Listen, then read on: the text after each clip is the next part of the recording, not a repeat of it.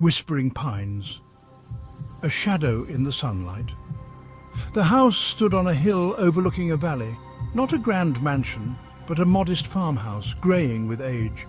Paint peeled from its walls like scabs. The yard was overgrown, weeds twisting around rusted farm equipment. A rusted swing set creaked in the wind, its chains singing a mournful song. "Yaru Ilida?" Kiran muttered, more to himself than his friends. "Is anyone there?" They had come seeking adventure, 3 friends bored with the sweltering summer. Whispering Pines, the locals called it. No one had lived there for 50 years, not since... The stories always trailed off at that point. No one spoke openly of what happened at Whispering Pines. The front door hung open, a gaping maw inviting them in. Rahul, ever the bold one, stepped over the threshold first. See? Just an old house. His bravado did little to mask the tremor in his voice. Inside, the air was thick with the smell of decay and dust. Sunbeams filtering through cracks in the boarded windows illuminated motes of dust dancing in the stagnant air. "Swalpa Bhayavagide," whispered Priya, her eyes wide. "It's a little scary." Kiran felt it too, a prickling sensation at the back of his neck. The feeling that they were not alone. Something watched them from the shadows, unseen, unheard. He pushed the feeling down, forcing a laugh. "Come on, let's see what secrets this old house holds." The house creaked and groaned around them. Every footstep on the rotting floorboards sent shivers up their spines. Cobwebs thick as gauze clung to every surface, disturbed only by the scuttling of unseen creatures.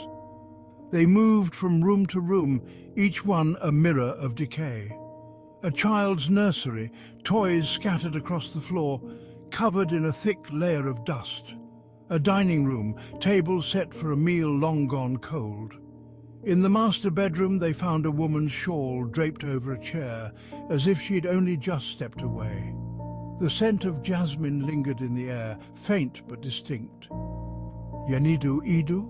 Rahul whispered, his voice hushed. "What is this place?" The question hung in the air, unanswered. As they descended the creaking stairs to the basement, the feeling of unease intensified. The air grew colder, heavy with a palpable sense of dread. Priya shivered, pulling her shawl tighter around her shoulders. "Navu hogbekendu nananu bhavisuti." Her voice was barely a whisper. "I think we should go." Ignoring her plea, Rahul pushed open the basement door. A low groan, like a mournful sigh, escaped from the darkness. And then they heard it.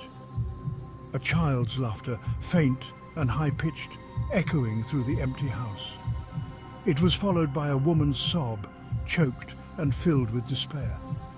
The laughter abruptly stopped, replaced by an oppressive silence. The hair on Kiran's arm stood on end. This was not a place for the living. Section 5. The blood-stained sari. They found it in the corner of the basement, hidden beneath a pile of rotting wood. A wooden chest, its lid slightly ajar. Rahul, his curiosity outweighing his fear, pried it open. Inside, nestled amongst yellowed lace and faded photographs, lay a blood-stained sari. The crimson stain, almost black with age, stood out starkly against the white silk. "Devaru!" Priya gasped, stumbling back in horror. "Oh my God!" The air grew thick with the metallic scent of blood, choking them. The laughter returned, louder this time, taunting them. It was joined by the mournful wail of the woman, her cries echoing their own terror. Section 6. Fleeing shadows. Panic seized them. They scrambled back up the stairs, tripping over their own feet in their haste to escape the oppressive darkness of the basement.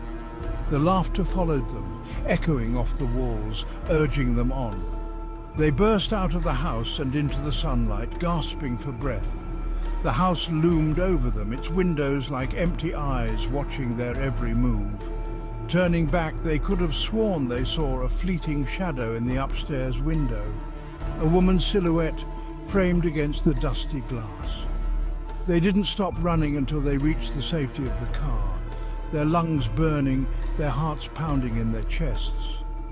As they drove away, they cast one last glance at the house on the hill, its facade now bathed in the golden light of the setting sun. Section 7. The Truth in the Ashes. The next day, news spread through the village like wildfire. Whispering Pines had burned to the ground, consumed by a sudden and ferocious blaze. No one knew how it started, but some whispered that it was the ghosts finally taking back what was theirs. Kiran, Rahul and Priya watched from a distance as the flames devoured the house, its secrets turning to ash. The laughter echoed in their ears, a chilling reminder of the terror they had experienced. Later, sifting through the charred remains, they found fragments of bone, blackened and brittle. A child's tiny skull, a woman's delicate hand. The truth of Whispering Pines, buried for decades, was finally revealed. Section 8. Never truly silent. They never spoke of what they saw or heard that day, but the memory lingered, a shadow in the back of their minds. Whispering Pines was gone, but the whispers remained. Sometimes in the dead of night, when the wind howled like a lost soul, Kiran could still hear the laughter, faint and high-pitched, a chilling reminder that some places hold on to their secrets, and some stories are better left untold. And so the hill remained deserted, the silence broken only by the creaking of the rusted swing set, a mournful lullaby for the souls forever bound to Whispering Pines.